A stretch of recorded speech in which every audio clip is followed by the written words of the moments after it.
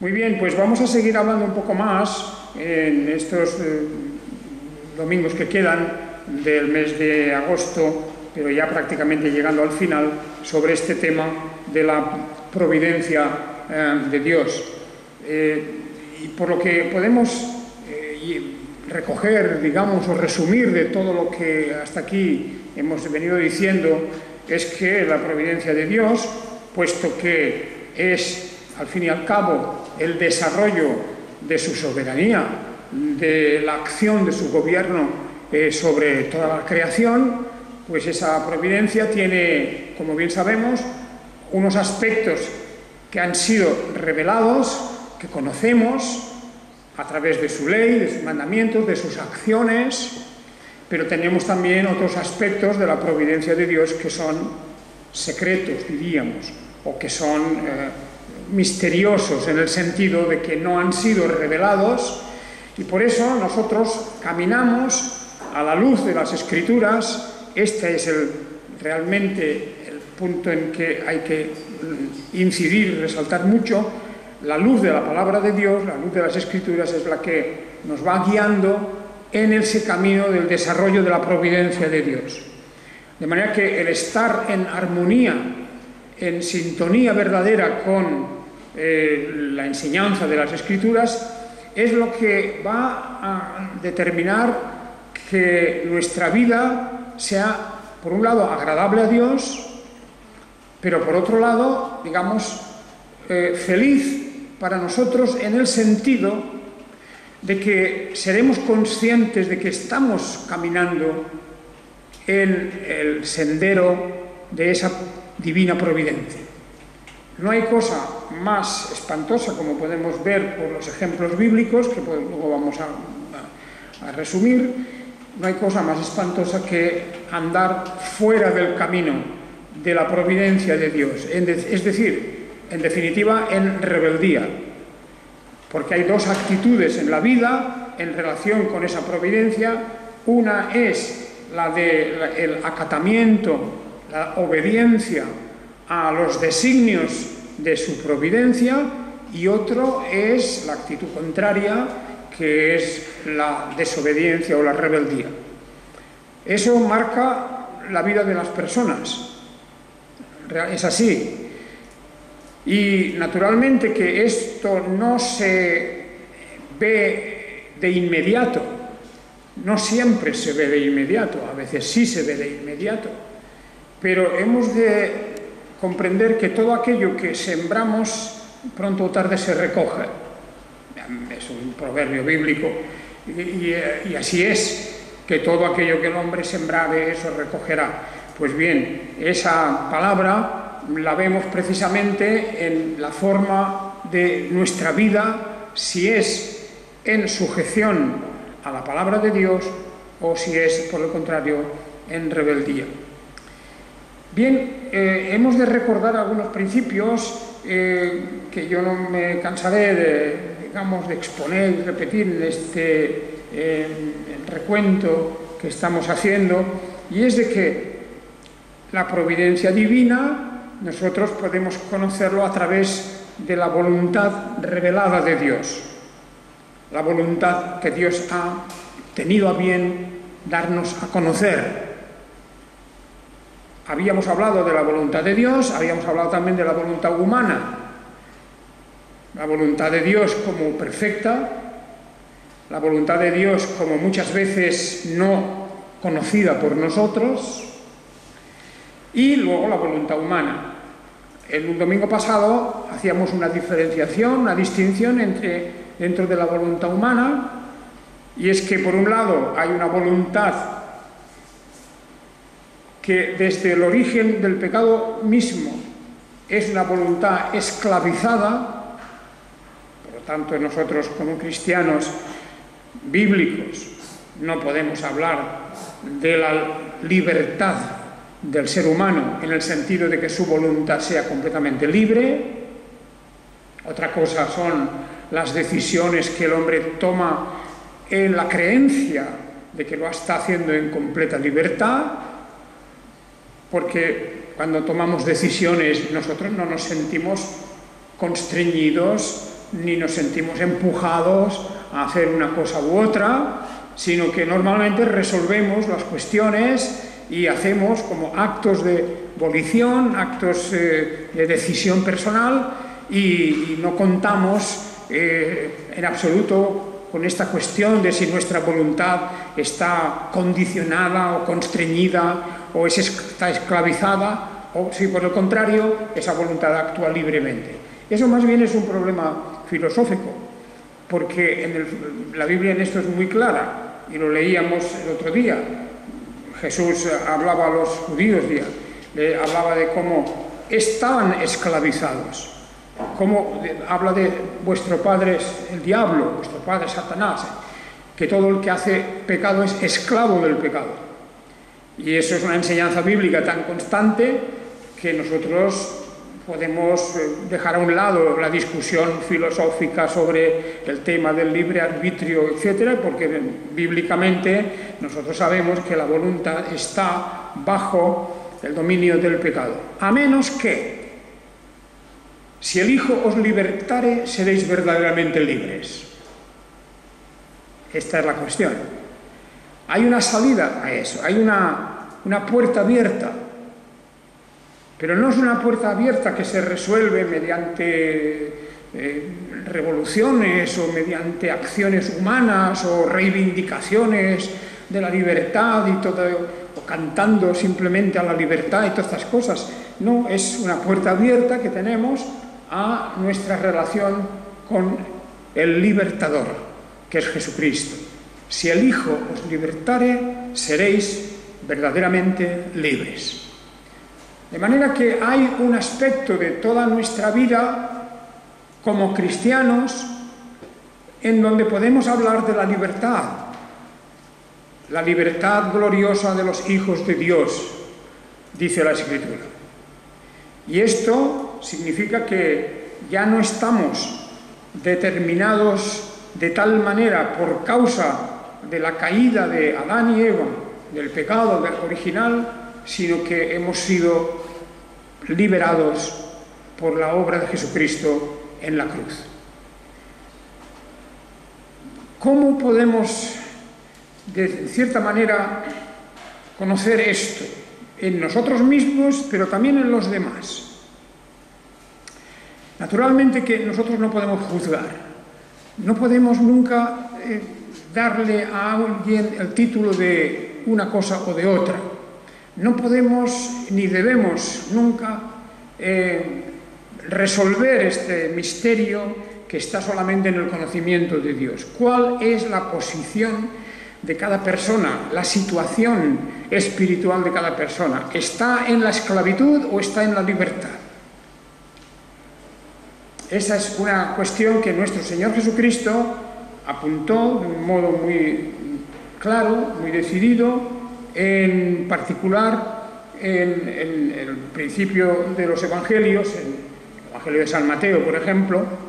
En el Evangelio de San Mateo tenemos algo muy importante y es como Jesús aborda el tema de las señales, los signos que identifican a cada persona. Eso es importante y Jesús nos da una enseñanza muy directa y muy práctica. Fijaos que en el Evangelio de Mateo, por ejemplo, porque esto aparece luego en otros, en el capítulo, podemos mirar en el capítulo 7 del Evangelio de San Mateo, allí en esos versículos del 16 al 20 os los leo. Dice, antes en el versículo 15, del 15 al 20, dice: guardaos de los falsos profetas que vienen a vosotros con vestidos de ovejas, pero por dentro son lobos rapaces. Y dice: por sus frutos los reconoceréis. ¿Acaso se recogen uvas de los espinos o higos de los abrojos? Así, todo árbol bueno da frutos buenos, pero el árbol malo da frutos malos. No puede un árbol bueno dar frutos malos, ni un árbol malo puede dar frutos buenos. Todo árbol que no da buen fruto es cortado y echado al fuego. Así que por sus frutos los reconoceréis. Bien, aquí tenemos un principio, es una regla básica, fundamental. Yo ya sé que esto, a la hora de aplicarlo, pues tenemos también muchos problemas, porque la gente normalmente no se manifiesta siempre tal cual es, digamos, transparente, etc. Los malos frutos se intentan siempre disimular, se intentan cubrir y tapar. Y por el contrario, lo que llamamos buenos frutos, o por lo menos lo que la opinión pública considera buenos frutos, pues eso más bien intentamos, o se intenta que se vean, se intentan ponerlos bien a la vista. O sea que eso es un problema. Pero bien, esa es la aplicación lo que es el problema. Pero el principio es real. A los ojos de Dios no hay manera de tergiversar esto, no hay manera de convertir una cosa en otra. Y Dios es quien examina los frutos y examina el corazón, pero el principio es muy importante. De la misma manera que un árbol malo no da buenos frutos y viceversa, pues así también en el ser humano, en las obras humanas, en lo que surge de nuestra voluntad, en lo que surge de la voluntad humana, realmente no hay manera de engañar a Dios. Él conoce perfectamente la realidad de los frutos y por lo tanto también de la raíz misma de nuestras acciones. Esto es una manera de decir que en la humanidad y en las personas con las que nos relacionamos nos encontramos, lo decíamos ya el domingo pasado, nos encontramos, claro, con dos clases de personas: la persona regenerada, la persona creyente, la persona que ha renunciado a vivir dentro, digamos, del ámbito del mal y que por la gracia de Dios se ha liberado, y también la persona que, por lo contrario, permanece todavía en esa manera de vivir. Dos tipos de naturaleza completamente opuestos: la no regenerada y la que está, la nueva naturaleza, el nuevo hombre, como le llama la Biblia, la nueva criatura o nueva creación, que aún en el tiempo que resta aquí en este mundo no está inmunizada a caer en diversas prácticas contrarias a la voluntad divina, es decir, la voluntad divina para nosotros, que es nuestra santificación, pero a pesar de eso tenemos el deber de luchar contra ello. Luchamos contra esa tendencia hacia el mal. Hay esta cuestión que el apóstol Pablo la menciona de una manera muy directa en la carta a los Gálatas. Y acordaos de eso. También hemos de recordar un texto de la carta a los Romanos, pero en la carta a los Gálatas, en el capítulo 5, nos recuerda precisamente este tema de los frutos y de la manera diversa de actuar. ¿Os acordáis, verdad, de este pasaje tan importante de Gálatas capítulo 5, 22? El fruto del Espíritu. Es el fruto del Espíritu de Dios que mora en nosotros, que ha venido hasta nuestra vida, que ha transformado nuestro pensamiento, nuestra voluntad, que ha regenerado completamente en nuestro espíritu. Estos frutos, dice, son los que se mencionan aquí en este versículo 22 en adelante: amor, gozo, paz, paciencia, benignidad, bondad, fidelidad, mansedumbre, templanza.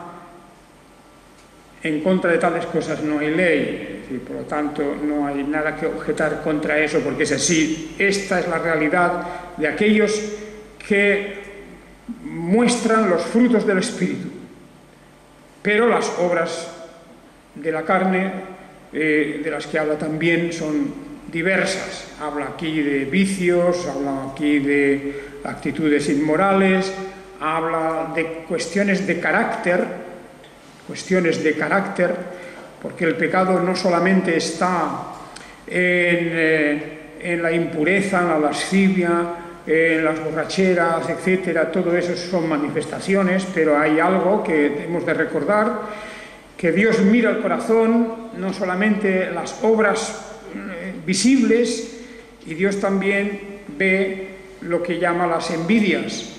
Habla también de lo que es las rivalidades, las hostilidades, habla en definitiva de todas las manifestaciones de la soberbia, cosas que no son tan visibles, porque la persona que vive en la esclavitud de su voluntad en estos otros pecados visibles, pues es fácilmente identificable.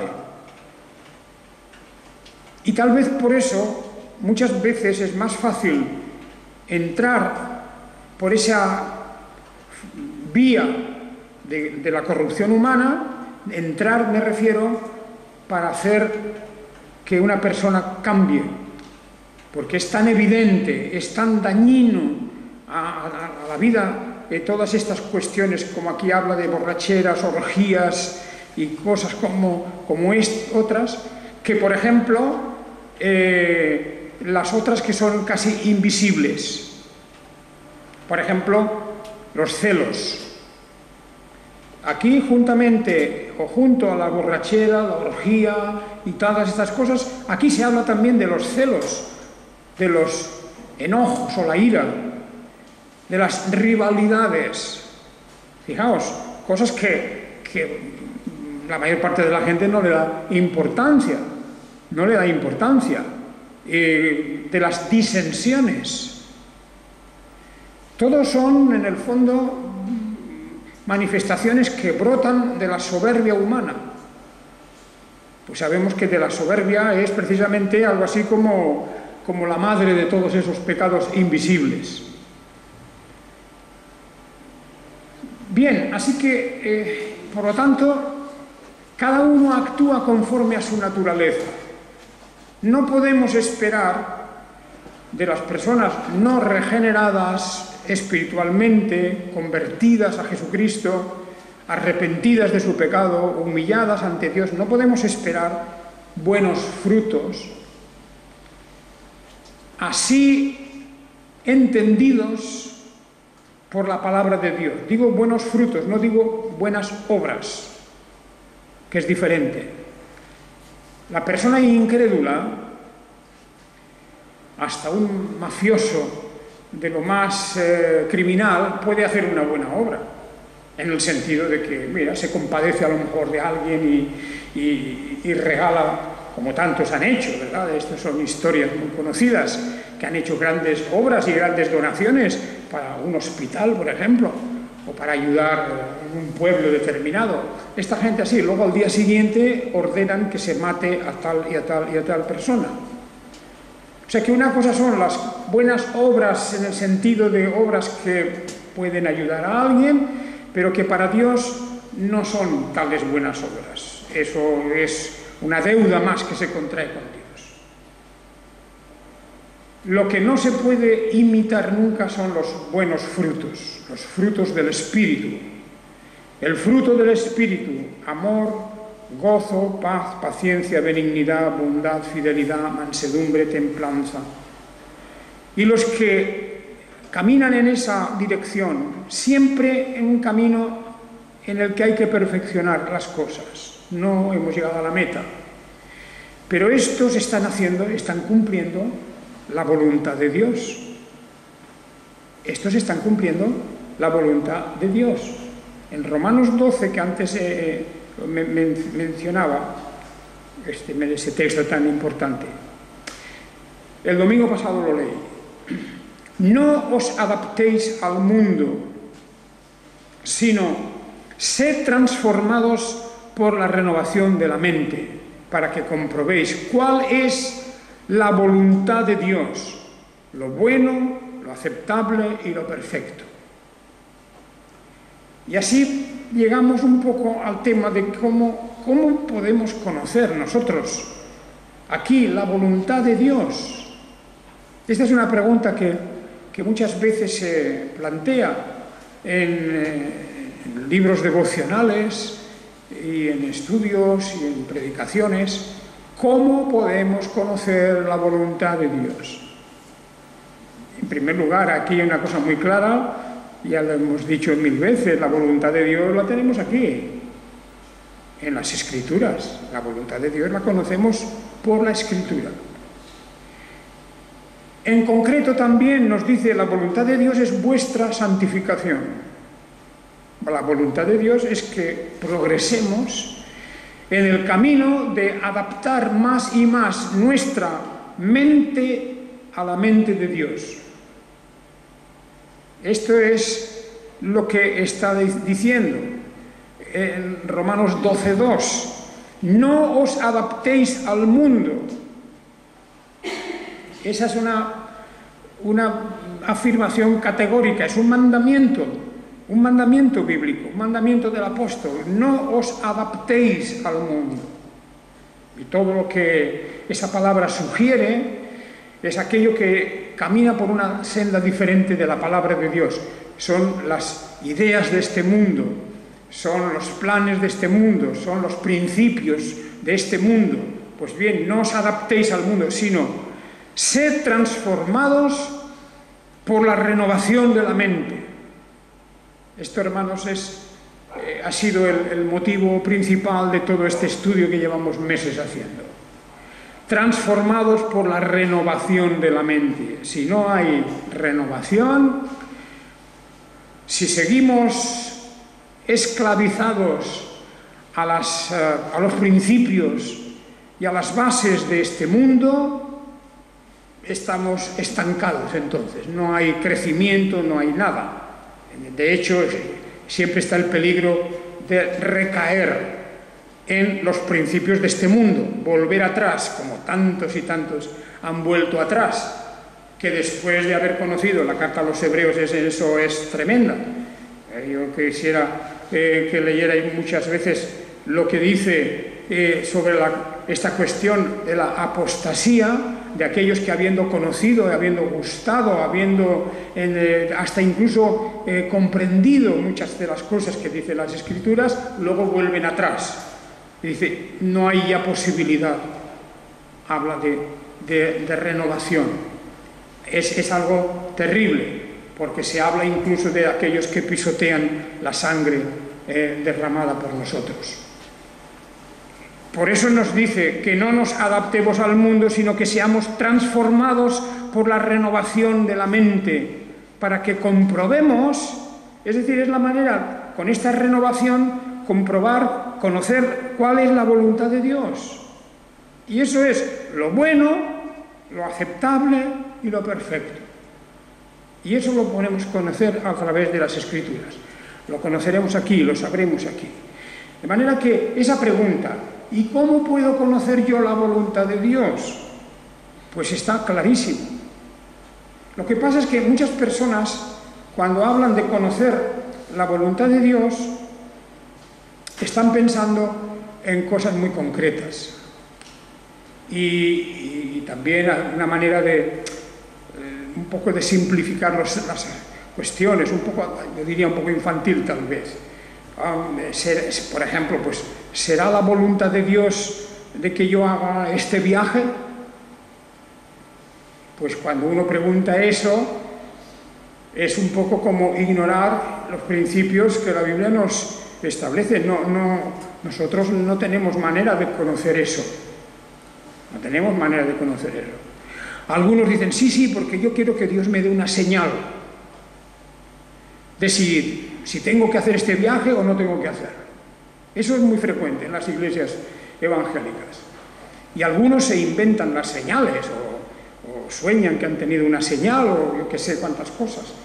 Pero mucho cuidado con esto de quiero conocer la voluntad de Dios a través de una señal o a través de una revelación. Eso en el mundo pentecostal, en el mundo carismático, eso está a la orden del día. Revelaciones, sueños, señales diferentes. Dicen, de esta manera he conocido la voluntad de Dios. Pero, ¿os acordáis lo que dice el apóstol San Pablo en su carta primera a los Corintios? Y en el capítulo primero también. Fijaos, vamos a leer el pasaje, porque aquí se oponen dos cosas. Una es el mensaje del Evangelio, la palabra de Dios revelada, y otra, las señales, los signos, digamos decir, las pistas que Dios nos pueda dar para movernos por el mundo y por la vida. Pero dice, fijaos, dice, porque la palabra de la cruz ciertamente es necedad para los que se pierden, pero para nosotros los salvos es poder de Dios. Está hablando de la palabra de la cruz, el mensaje del Evangelio, la revelación de Dios. Porque está escrito, destruiré la sabiduría de los sabios y desecharé la inteligencia de los entendidos. ¿Dónde está el sabio? ¿Dónde está el escriba? ¿Dónde el disputador de esta época? No aturdió Dios la sabiduría del mundo. Por cuanto en la sabiduría de Dios el mundo dejó de conocer a Dios mediante la sabiduría. Y mediante la sabiduría agradó a Dios salvar a los creyentes por medio de la necesidad de la predicación. Leemos este versículo de nuevo. Por cuanto en la sabiduría de Dios el mundo dejó de conocer a Dios mediante la sabiduría, agradó a Dios salvar a los creyentes por medio de la necedad de la predicación. La necedad le llama, la necedad de la predicación. La locura también se le traduce a veces, la locura de la predicación. Para muchos, esto que estamos haciendo, o la enseñanza de la palabra de Dios, la predicación de la palabra de Dios, dice, eso no tiene ninguna relevancia hoy, en el mundo de hoy, en el mundo de la ciencia, en el mundo de la técnica, en el mundo de la filosofía, en el mundo de las teorías de todo orden, de las teorías sociales, económicas, todas esas cosas. ¿Qué tiene que ver el Evangelio, dicen, con todo eso? Pues bueno, ese es el instrumento de Dios para la salvación. Y luego sigue. Porque los judíos piden señales y los griegos buscan sabiduría. Los judíos piden señales. Le dijeron a Jesús un día, danos una señal para que creamos. O haz algún milagro para que te creamos. Jesús había hecho muchos milagros, pero lo querían allí en ese momento. Danos una señal. Y la respuesta de Jesús, ¿os acordáis? Jesús dice, habla de esta generación incrédula. No les será dada una señal, sino solo la señal de Jonás. La señal de Jonás era que Jonás había estado en el sepulcro de aquella ballena o pez grande durante 3 días y había resucitado, había salido otra vez a la luz al 3er día. Y la señal de Jonás es la señal de la resurrección de Jesucristo. De manera que, ¿queréis una señal? Es como si una persona, un creyente, dice, bueno, yo quiero ir a este sitio, pero no sé si tengo que ir o no tengo que ir. Quiero una señal. Ya digo que eso lo hacen muchos. Pero eso es tentar a Dios, eso es exigir que Dios haga señales cuando a nosotros nos apetece. Eso es ponerle a Dios condiciones. Eso es utilizar a Dios como un instrumento de nuestros caprichos, incluso. No tenemos que pedir tal cosa. Porque Dios nos ha dado conocimiento, sentido común, nos ha dado inteligencia, nos ha creado a su imagen, nos ha dado, si somos creyentes, ha dado la libertad de hacer las cosas conforme a esas reglas de lo que es apropiado. Por lo tanto, ¿iré a un viaje o no iré a un viaje? Pues hombre, yo tengo que pensar enseguida si tengo los medios, si tengo el tiempo, si hay un motivo para ello, si, en fin, lo que normalmente hacemos cuando decimos, por ejemplo, si hay que hacer un viaje. ¿Compraré esto o no compraré lo otro? ¿Será de esta manera o será de la otra? No lo sé, que Dios me dé una señal. Pues eso otra vez es lo mismo. No, Dios nos ha dado entendimiento, nos ha dado instrucción, nos ha dado sentido común, lógica, todas esas cosas que cuando están guiadas por el Espíritu de Dios, cuando lo hacemos todo para honor y gloria del Redentor, pues podemos con toda libertad tomar la decisión y eso será la voluntad de Dios. Porque nuestra mente estará compaginada con la mente de Dios. La renovación de nuestra mente, el poner en sintonía nuestro pensamiento con el pensamiento de Dios. Eso es lo importante. Y no que como niños pequeños tengamos que, Señor, dame una señal. El pedir una señal es una muestra de falta de fe y de falta de conocimiento. Porque todo lo que necesitamos conocer está aquí. Está aquí. No tenemos que pedir señales. Es un error, es una equivocación. No es una muestra, como piensan muchos, de ser una persona muy piadosa o de un gran creyente. Es al contrario, es infantilismo. Danos una señal para que creamos en ti, decían los judíos. Y por eso, fijaos cómo los judíos piden señales y los griegos buscan sabiduría, la sofía, la filosofía, sus teorías y sus pensamientos y sus ideologías y todo, y los griegos, los gentiles, estaban todos ellos inmersos en esa manera de pensar, solo buscaban las novedades de la sabiduría humana. Y el apóstol dice, pero nosotros predicamos al Mesías crucificado. Para los judíos, ciertamente tropezadero, y para los gentiles, necedad. Porque el gentil se burla, el gentil, es decir, el incrédulo, la persona que no tiene esa conexión con el pensamiento de Dios, la mente de Dios, pues juzga que todo esto es una locura, una necedad, un cuento de niños. Pero, dice, para los llamados, que Dios llama a su salvación, a su redención, tanto judíos como griegos, el Mesías, Jesucristo es, Jesucristo, poder de Dios y sabiduría de Dios, ahí lo tenéis escrito.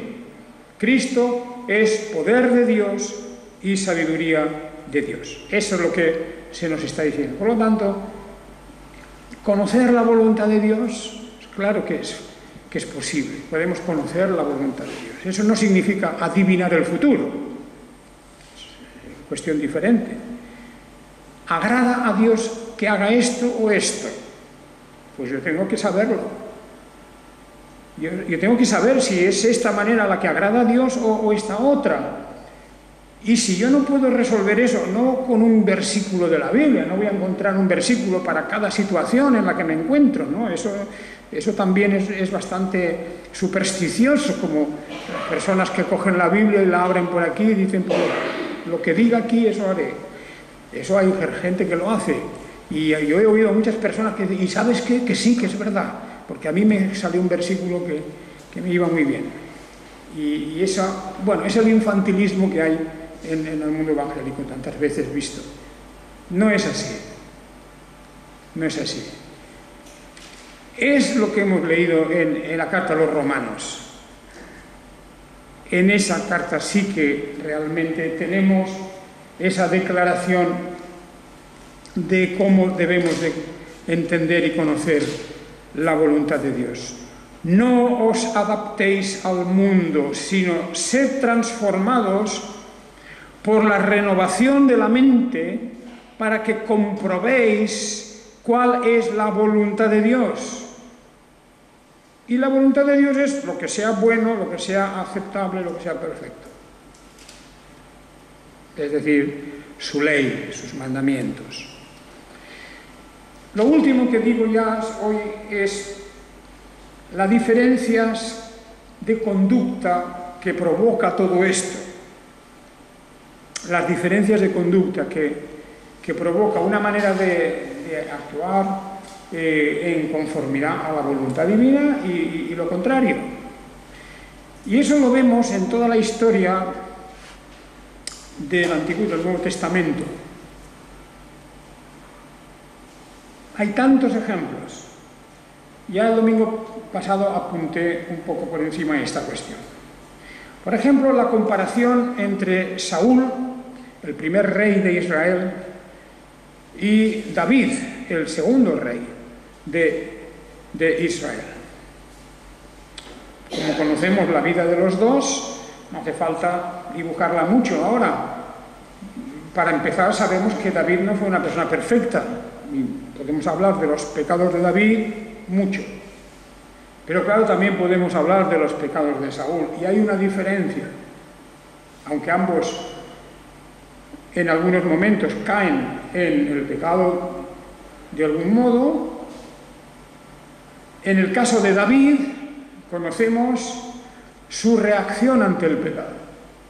Y su reacción ante el pecado es humillarse ante Dios, llorar por sus pecados, arrepentirse de ellos, ordenar su vida de otro modo. Porque él sí que conocía la ley de Dios y conocía qué era el pecado y lo que no era pecado. Eso lo conocía, pero como el apóstol Pablo y como todos nosotros sabemos, nuestros conocimientos son una cosa y luego hay una fuerza que nos empuja, porque aún el pecado que mora en nosotros nos empuja a lo largo de la vida, más de una vez, nos empuja a traspasar los límites de la ley de Dios. Pero David, cuando leemos los salmos, pues vemos que es el hombre que llora por sus pecados, es el hombre que se arrepiente, es el hombre que continúa creyendo y clama a Dios para que no le aleje, para que no le aparte de él. Ese es lo que aprendemos en los salmos de David. Pero ¿y Saúl? Saúl es hombre que conocemos ya incluso el mismo pueblo que lo elige como rey, ya el pueblo se equivoca. En aquella elección lo eligió no porque era el más inteligente ni el más piadoso, el más creyente, sino que lo eligió porque era un hombre apuesto, un hombre de gran estatura, un hombre de hermoso aspecto, un hombre que era imponente en su presencia, y el pueblo se quedó, pues diríamos, prendado de él, y eligieron a Saúl por esas cualidades visibles, exteriores, y así les fue. Porque Saúl no fue un rey conforme al corazón divino.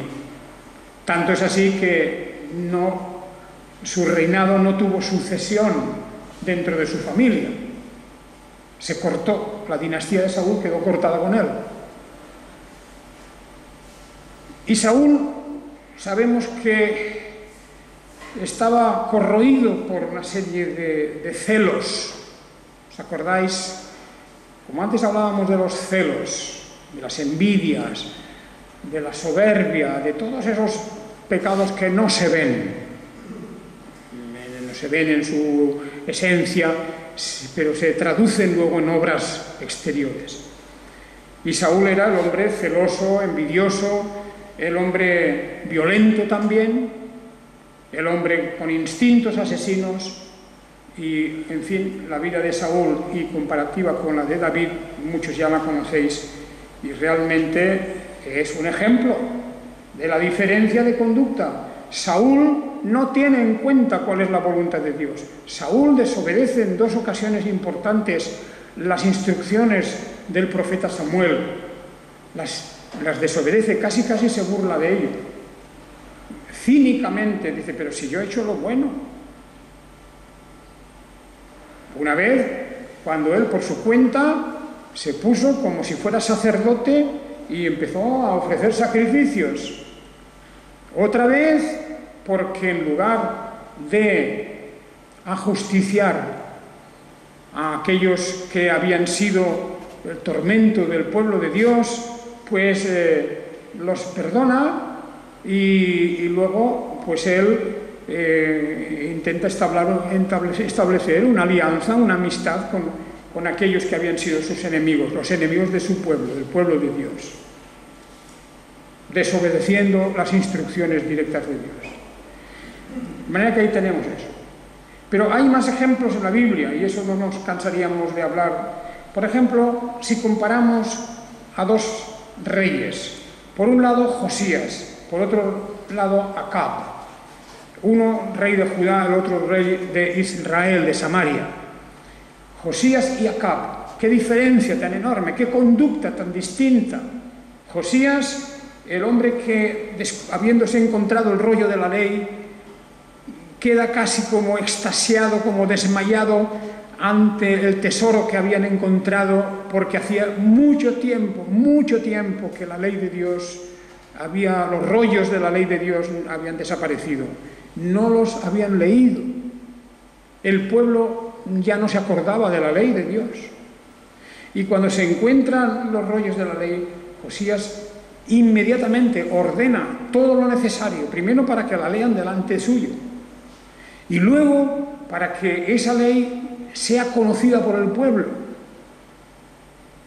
estableciendo todo un sistema para que la enseñaran, fueran algunos expertos a enseñar la ley de Dios. Ese era Josías. Y Acab, pues Acab es el rey de Samaria, más terrible y cruel, el gran hereje, idólatra, perseguidor de los profetas de Dios, en definitiva, aquel que la lista sería interminable de sus pecados.